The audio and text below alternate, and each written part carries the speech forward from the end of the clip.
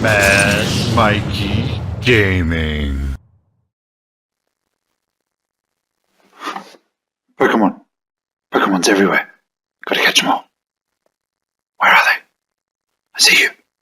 Gotcha. G'day gamers.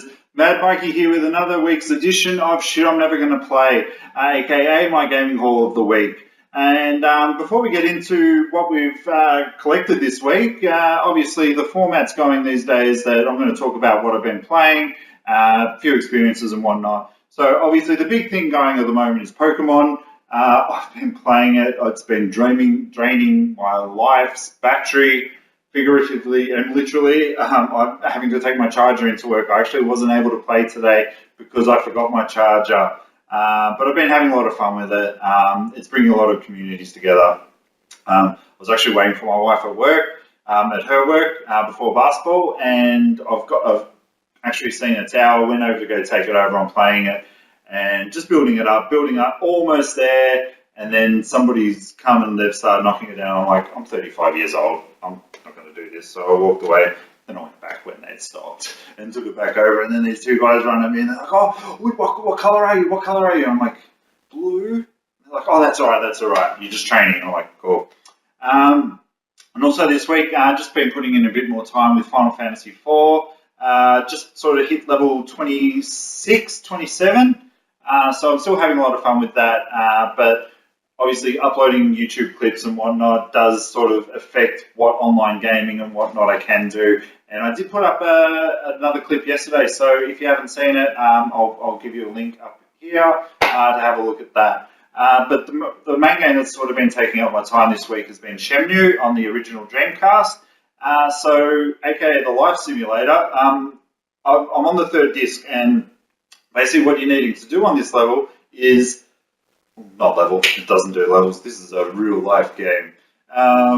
What's happening is you're chasing after these game called the Mad Angels, and you've heard on the street that the Mad Angels really pick on new employees down at the docks. So you work your magic down at the docks, one of your friends get you a job as a forklift driver.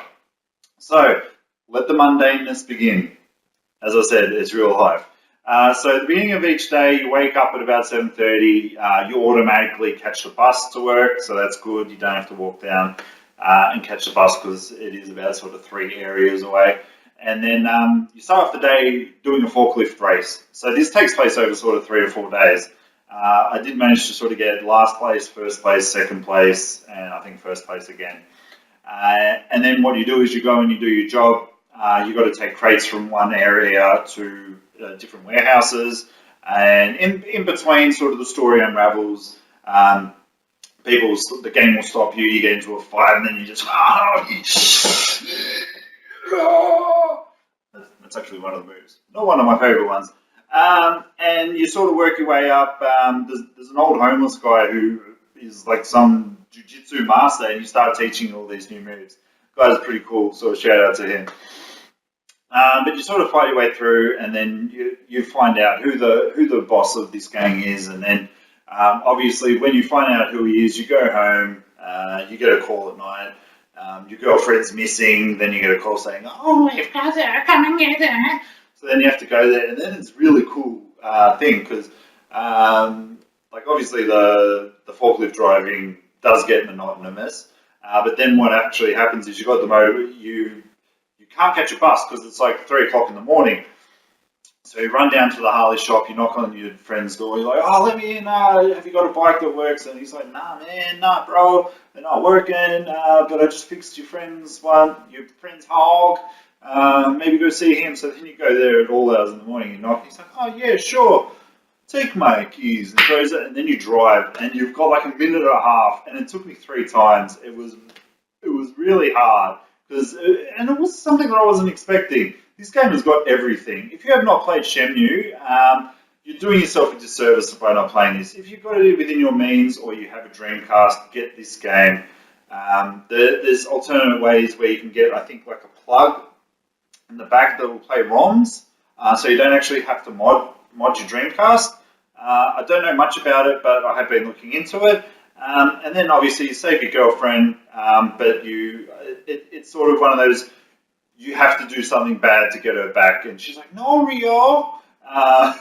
And then sort of that's where I've left her at the moment, but I fully intend on playing on this game.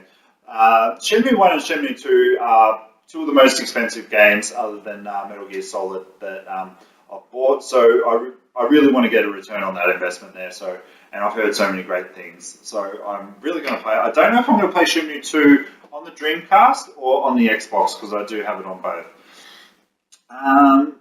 But other than that, this week my wife and I were out at the shopping centre.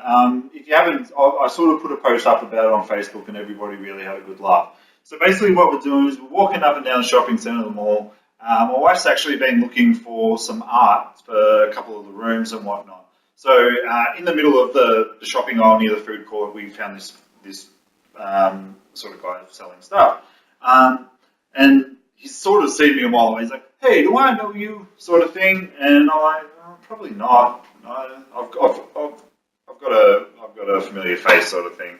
And then like he's just full on sales tactics started. And myself and my wife, we've been working in banking for like a combined of like 25 years. So we know all these sales guys and what they're doing. So I generally like to have a bit of fun with them. So then he started, oh, have you done karate? And I said, oh, look, I was a lot fitter when I was younger and stuff like that. Just sort of playing along. He's like, oh, no, it's not that. It's like, if I seen you at Bendigo. Now, just a bit of a quick backstory. About sort of 6 months ago, we had a Bucks weekend over in Bendigo where we went to the races. We drank a lot of piss. Lots of fun memories, even though I don't remember many of them, but it was a messy weekend. Anyway, when we were at the races, somebody from the local paper came and said, oh, can we get a photo with you guys? So they took a photo and we ended up in the local paper. So I've used this, obviously. I said, oh, I was actually in the local paper there a few months ago. So then I was just telling the story. And like in between, this guy's like saying to my wife, oh, have you seen this one? Oh, yeah, if you buy this, I'll give you a good price on the second one, blah, blah, blah. So we're just eating it up and I'm playing along.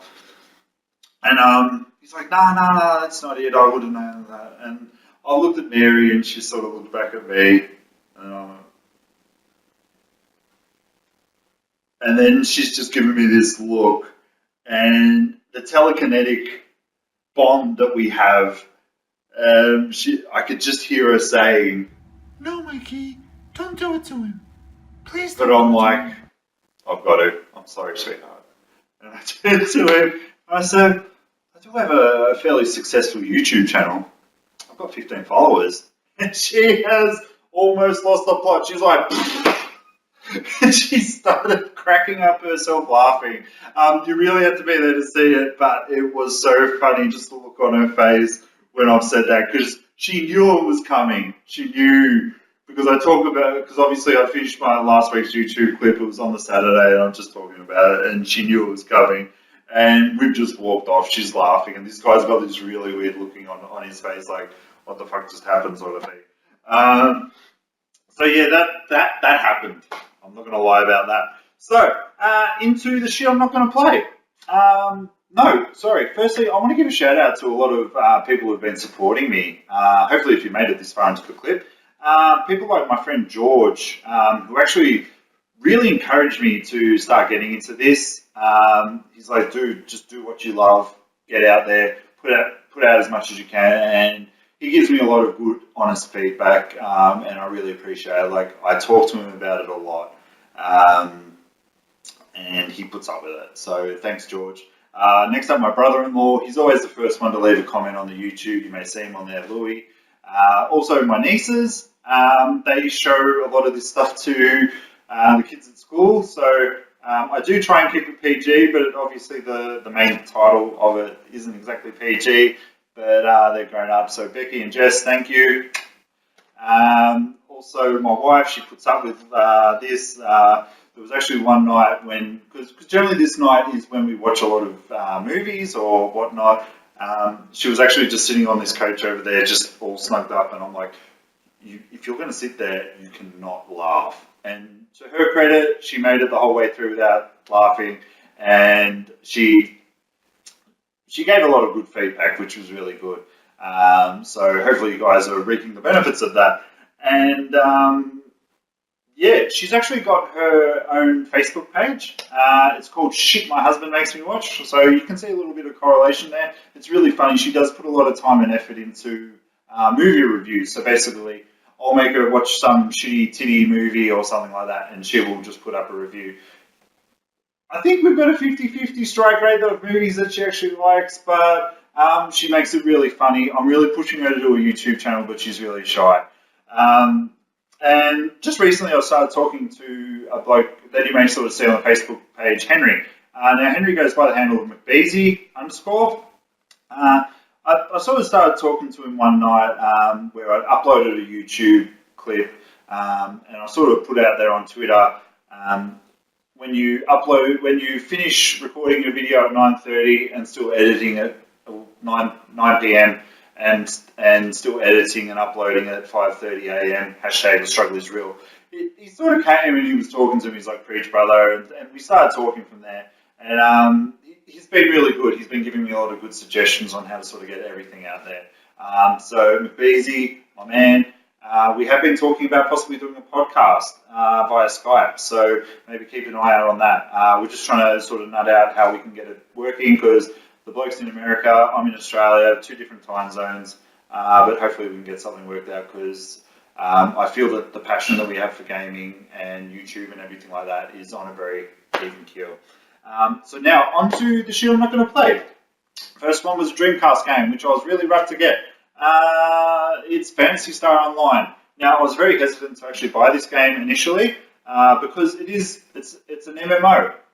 It was the first console MMO. It may be, correct me if I'm wrong, please. But after some investigation, you can actually play it single player.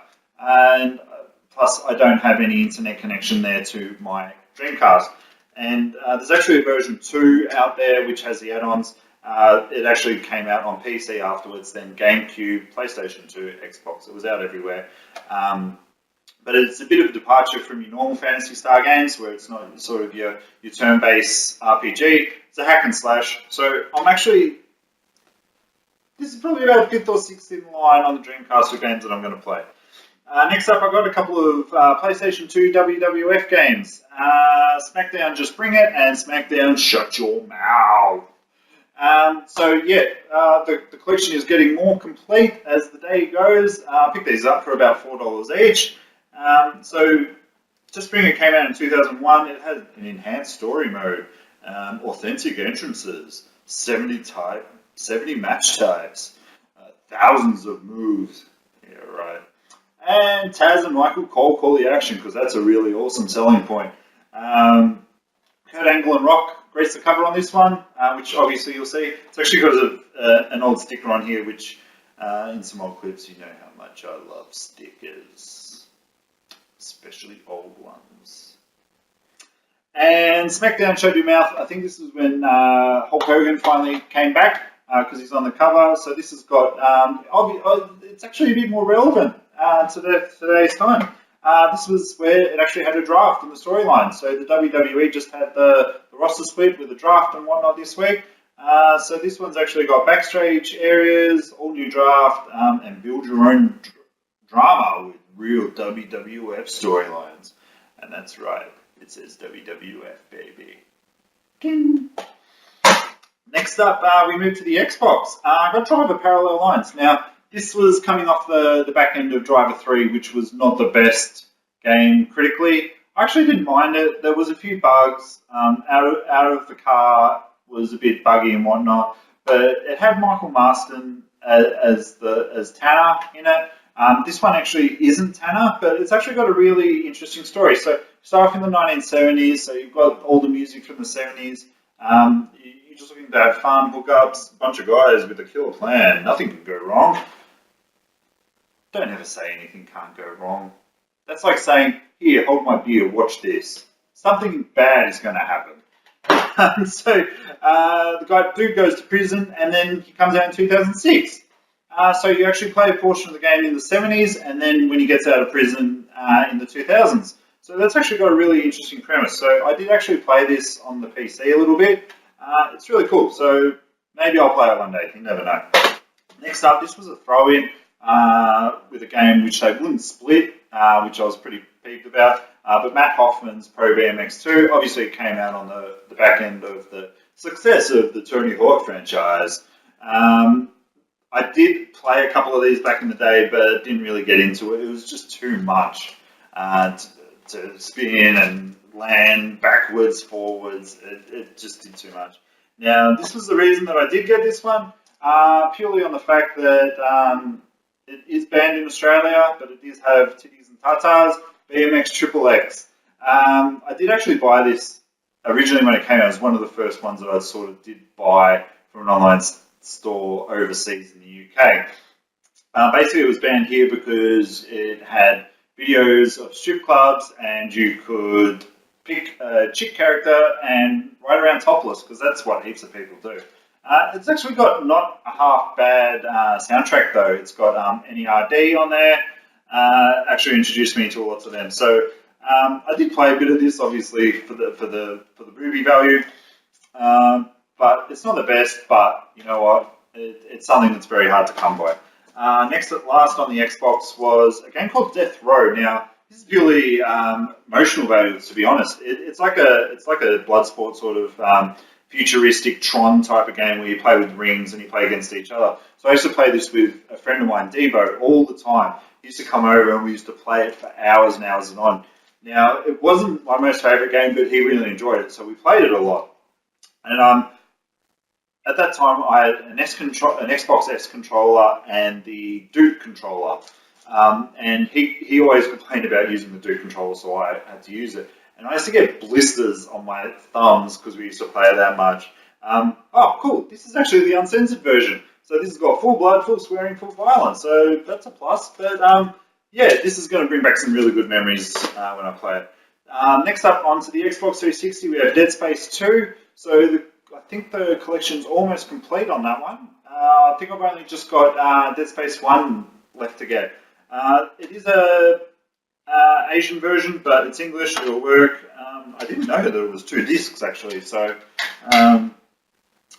one of the better horror games out there, done by Visceral and EA, and the first one's still the best one from what I understand. This one, again, I haven't finished any of the Dead Space games by any stretch of the imagination, but I've spent a bit of time, and this is a lot more gruesome, I think. But 3 just apparently sucked. I did try playing that with a friend on PC online. We did sort of make a good go of it, but other games obviously come out. Next up, Rockstar Games presents Table Tennis. Now this actually came out, it was the first Rockstar game, I believe, on the Xbox 360. Came out just before the Grand Theft Auto 4. So a lot of the tech, Rockstar's got a lot of history of testing tech in games prior to the big releases. So they used a lot of the graphics and whatnot. It is a very underrated sort of ping pong game. Ping pong. There's actually a lot of depth to it, so it's actually a cool game. It's another game that I have had before. And last to round up the Xbox 360, a completion of the Final Fantasy 13 series. We have Final Fantasy 13 and Final Fantasy Lightning Returns. Now, I have actually finished 13 on the PlayStation 3. It took a long time. I grinded the hell out of it. Actually really enjoyed it, but I do actually prefer 13 too. But then when this came out, again, I've got all of these on PlayStation 3. This is an awesome game. The only thing with this game is my OCD is really bad, so if I miss something, I'm like, oh crap, I've got to reload or something like that, because Lightning Returns actually plays a lot with time. So if you miss out on something, you miss out on it, sort of thing. But the story still goes on, which is, again, that's a cool thing. And last but not least, PlayStation 4, I picked up on the weekend, Star Ocean, Integrity and Faithlessness. Not the best use of English, not that I can talk, I don't have the best. I did play this for around sort of half an hour just to try it out. It seems pretty cool. I did actually quite enjoy the 360 Star Ocean game, so that's why I've actually got this one. The limited edition was still available, sort of like 3 to 4 weeks. So I don't know what that says about it. But yeah, look, it's got potential, to be honest. But that's it for this week. Again, look, if you guys like, subscribe, you're doing me a big favour. Also, what I'll do is I'll put all my social media links in the bottom. I'll try and work out if I can do annotations and whatnot. I don't think I can at the moment, but I will have a play around with it. But guys, hope you have a great week gaming. Let me know what you're playing this week, whether it be on Facebook, Twitter, Instagram, because I'll post up these later on. I do have a Google Plus account, but I don't really use it that much. Or even just in the comments below. I really want you to comment. I want to start discussions. I really love talking about games. If you start following me on Twitter, you'll see my slogan on there is, if we could just talk about games all day, I'd be happy. So yeah, have a great week gaming, and I'll see you guys sometime next week. Take care. Hey Yoshi, have you noticed Yoshi yet?